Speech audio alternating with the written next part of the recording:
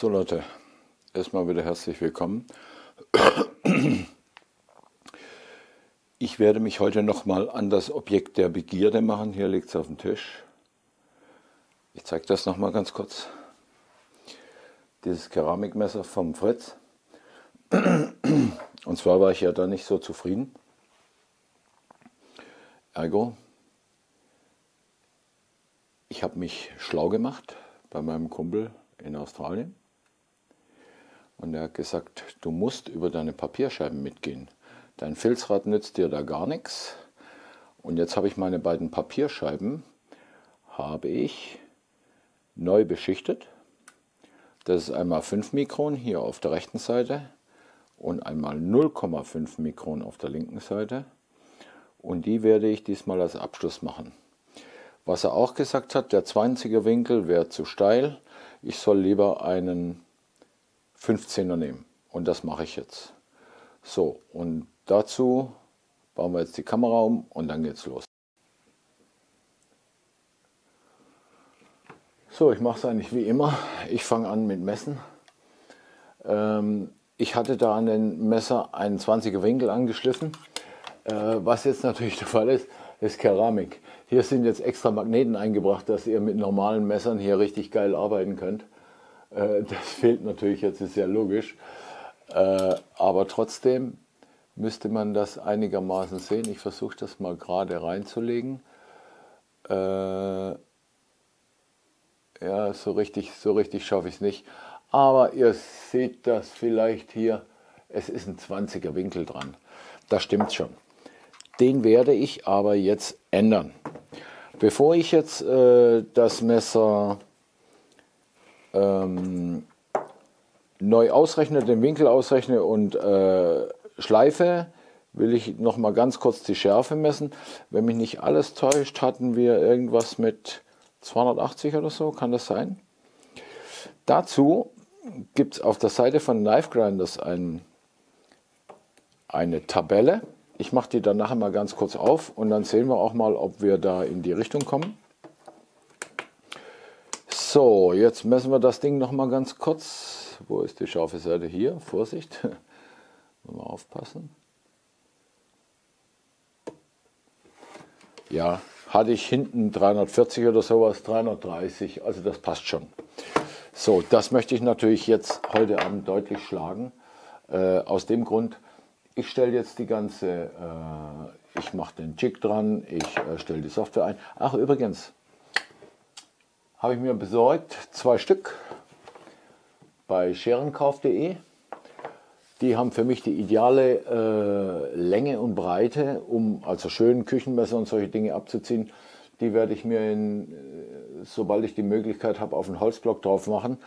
Momentan ist ja alles ein bisschen durcheinander wegen dem Coronavirus. Und ich meine, ich muss ganz ehrlich sagen, ich habe zwar jetzt keine große Angst,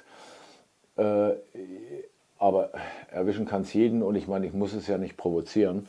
Aber ich denke mal, dass ich mich nächste Woche irgendwann nicht davon abhalten lasse, in den Baumarkt zu gehen, so die denn offen sind. Ich werde halt Abstand halten und werde mir da so 2 Blöcke zuschneiden lassen. Das hier hat er mir noch mitgeschickt als Geschenk. Das ist, glaube ich, mit Siliziumkarbidpaste ist das bestrichen. Das ist optimal für Taschenmesser oder so. Da lassen wir auch einen kleinen Block machen. Okay, also ich stelle mal alles ein. Wenn ich damit fertig bin, komme ich wieder. Bis gleich.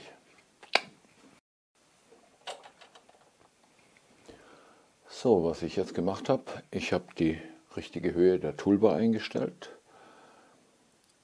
sodass das Messer auf 15 Grad geschliffen wird. Und jetzt gehe ich über die 160er Scheibe drüber.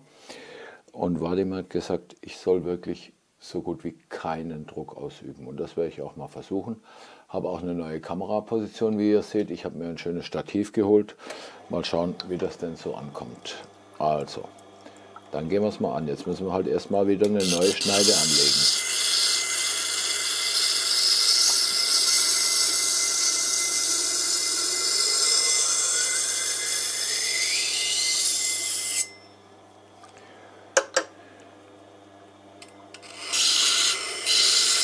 Ach ja, viele haben mich gefragt, weshalb ich eigentlich nicht mit der Laufrichtung schleife. Dann hätte ich vielleicht keine Ausbrüche.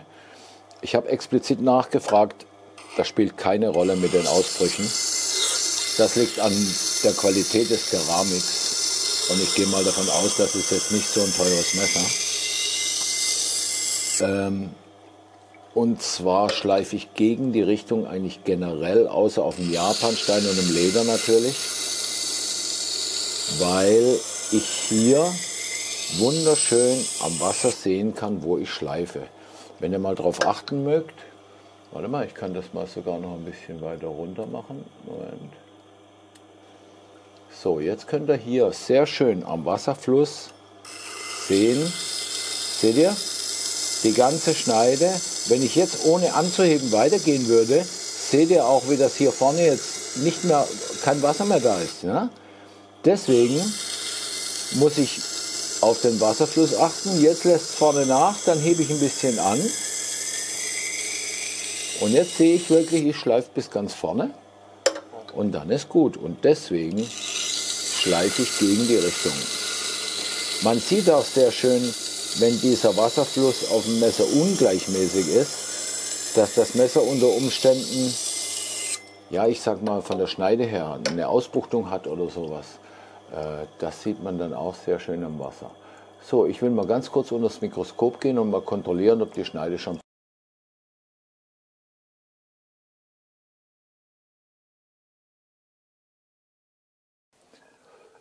So, also ich weiß, unter dem Mikroskopbild blende ich euch ein. Das braucht noch ganz schön. Man sieht jetzt praktisch hier vorne eigentlich eine doppelte Schneide, nämlich das flachere, was ich anschleife.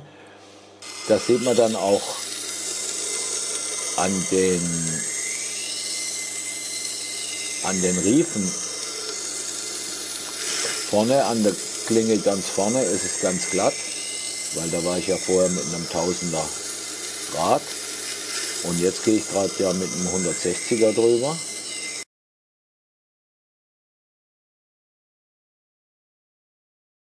Mit den Diamanträdern können Sie es wahrscheinlich, ne? Aber mit den Steinen nicht.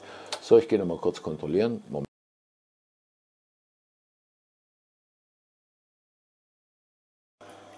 So Leute, wir sind kurz davor. Bild habe ich eingeblendet. Man sieht das, wir haben jetzt nur noch eine kleine Ecke unten bis zur Schneidkante.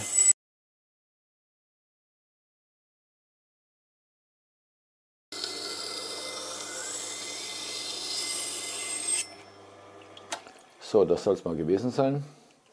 Ich gehe unter das Mikroskop und dann baue ich mal das Rad um. Ich glaube, ich muss noch ein bisschen mit dem bloßen Auge, sehe ich das eigentlich, glaube ich schon. Unter dem Mikroskop sieht man es besser. Bis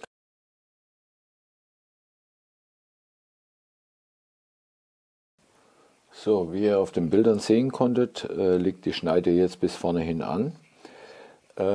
Aber auch wie beim ersten Mal sehe ich da halt kleine Mikroausbrüche in der Schneide.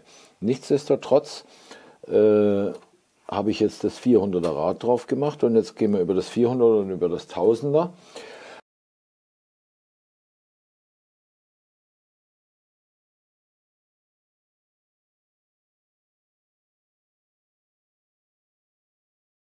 Ja, ich muss immer die Kamera wieder umbauen, wieder aufbauen und so weiter. Und wenn ich da natürlich jemand hätte, der mich filmt, dann kann ich quer durch die Gegend laufen und es juckt keinen, weil der Ton ist immer gleich laut. So, ich werde jetzt mal ganz kurz unter das Mikroskop gehen und dann gehen wir rüber auf.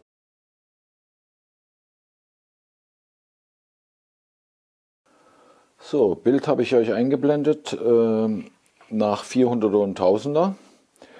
Und jetzt gehen wir auf, oh halt, da muss ich noch kurz was machen. Und zwar brauche ich da irgendeinen Karton oder sowas. Ich muss mal kurz gucken. Ja, da habe ich einen. Von meinem Staubsaugerroboter. Und zwar habe ich da ja neu beschichtet.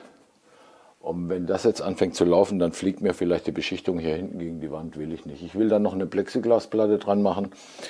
Aber ihr wisst ja, wie es im Moment ist. Egal, wo ihr hingeht. Es ist schwierig, sagen wir es mal. So, ich werde zweimal von jeder Seite drüber gehen, beziehungsweise dreimal und auf dem 05er zweimal.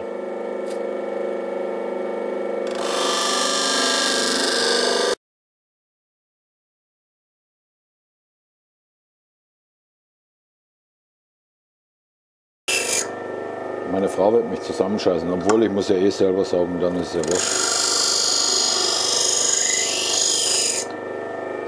So, das war's, Leute. Na, komm her. Jetzt mache ich das Messer sauber und dann gehen wir rüber unter das Mikroskop und dann gehen wir auf den Besttester. Und wenn wir ein bisschen was gekonnt haben, dann sollten wir hier ganz ordentliche Schärfe dran gebracht haben. Also so um die 100 würde ich erwarten nach dem Protokoll. Allerdings kommt es auch ein bisschen auf den Keramik.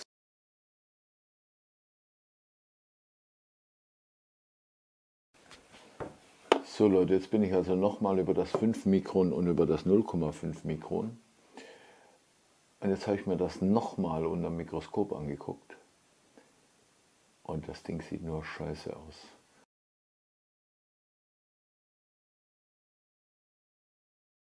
Dann habe ich überlegt, woran kann das liegen? Und dann habe ich eine Mail geschrieben an meinen Kumpel Vadim. Und der hat gesagt, hey, schick mal ein Bild. Und da habe ich ein Bild geschickt und dann hat er gesagt, ja gut, das ist ein 5-Euro-Messer, oder? Da habe ich gesagt, ja, ich weiß nicht. Sagt er, ja klar. Sagt er, wenn du hochwertiges Keramik hast, hast du sowas überhaupt nicht. Also könnte ich hier noch tagelang weiter probieren. Ich würde es einfach nicht hinkriegen, dass die Ausbrüche weg wären. Also wisst ihr Bescheid. Ein hochwertiges Keramikmesser ist sehr gut zu schleifen, laut meinem Kumpel Vadim. Und wenn der das sagt, dann glaube ich das auch, weil der ist für mich der Schleifgott. Ich tue das jetzt nach dem Bild, habe ich euch nochmal reingemacht. Nach dem letzten Mal drüber fahren, messe ich nochmal 375. Was soll's? Es schneidet, denke ich mal. Ja, also schneiden tut's, Fritz. Guck mal, deine Salami kannst du schneiden. Aber es ist einfach nicht mehr das, wie es aus dem Werk kommt. Es fühlt sich hier unheimlich scharf an. Und ich glaube auch, dass das Tomaten und so weiter sehr gut schneidet, weil das eigentlich eher ein Sägemesser jetzt ist, wenn ihr euch die Schneide angeguckt habt. Ich pack's ein, ich schick's dir zu. Versuch was wert. Du hast gesagt, macht nichts, wenn es kaputt geht. Es ist nicht kaputt. Aber ich bin natürlich für meinen Teil überhaupt nicht zufrieden. Aber wie soll ich es auch schaffen, wenn ich das nötige Material nicht habe? Da kannst du nichts dafür, Fritz. War klar, wir wollten das ausprobieren und alles ist gut. Leute, ich wünsche euch was. Bleibt bitte gesund und lasst euch gut gehen. Bis dann. Ciao.